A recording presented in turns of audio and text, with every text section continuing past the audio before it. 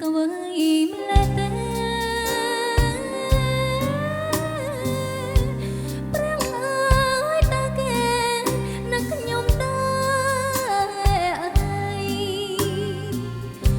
ឬក៏គេទៅបានសុខតស្រងដល់ទីកន្លែងថ្មីធ្វើឲ្យហរតីគេប្រែប្រួលអង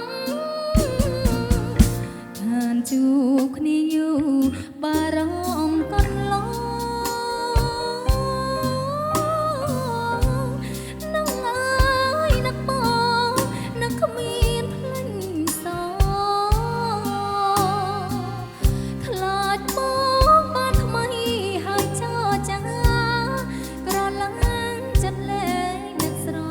ណងបើសិនដូច្នោះអូនរងម្ដេចទៅដល់ខាងលិចកុំភ្លេចខាងកើតទីឋានកំណើតណាប្រពាលពើបបផើភ្នំពេញតនតែងចាសំឡឹងមើលតែផ្លូវសង្ឃឹមថាបើ